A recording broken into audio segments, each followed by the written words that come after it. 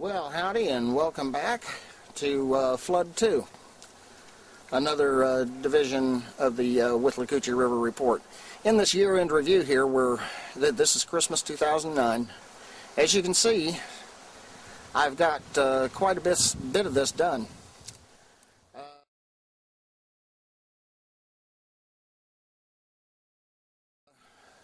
I finally got that wire covered up again. I did that just yesterday.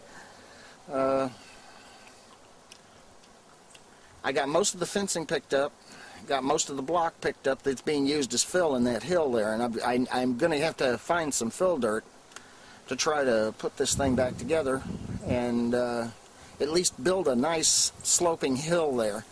I wanted a nice sloping hill. I don't want an abrupt hill. An abrupt hill would mean I can't mow it, and I've got to be able to mow it.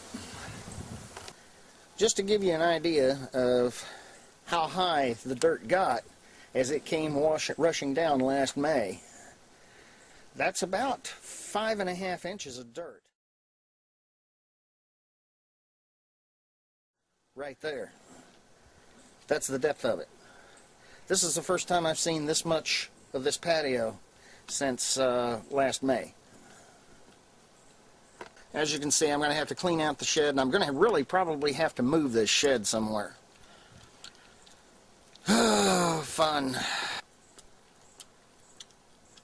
As you can see, when that retaining wall came down, it did quite a bit of damage, but getting that cleaned up slowly but surely. There's still a little bit over here. It's got to be cleaned up and put in its place, so to speak. I'm using all the old fencing for fill and stuff like that because it'll work better than just sand. Even if you get grass on the sand, it can still liquefy and do a liquefaction, you know, if you have a lot of rain. Once it gets saturated with all that garbage in there, it's not likely to move.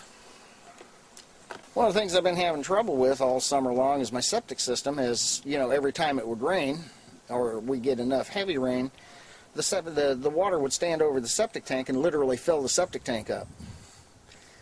Not a good thing. In fact, I think I'm going to have to get out my wet dry vac and pump a little of that septic tank out. But it raised the whole backyard up, so I'm also in the process of re-lowering much of this backyard and getting it to where the water will literally run off toward where Loopy is right there.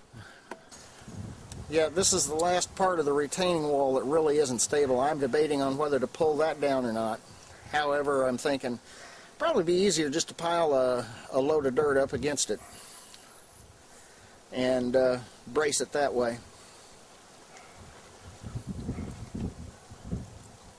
But once I get the berm built up top, of course, it'll direct the water down that drain canal that's up top there and back around to the back of my train room. I'm just wondering what I'm going to do about this wall. I'm a little worried about it, and I guess rightly so. Because the last thing I want to have that happen is have that wall collapse. Especially with my train room all the way back here. The loss would be staggering, at least to me.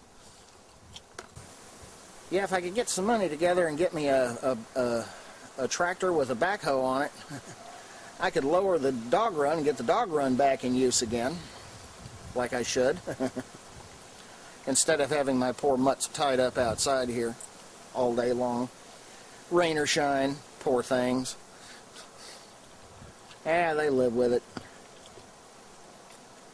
But I'd lower I'd remove part of that fence temporarily and go in there with a backhoe or with a tractor with a front end bucket on it and take out a whole bunch of dirt and lower it, and of course that would and basically clean it out. That would keep the dogs from being able to jump over that back fence. Well, that's the plans for the future. Hopefully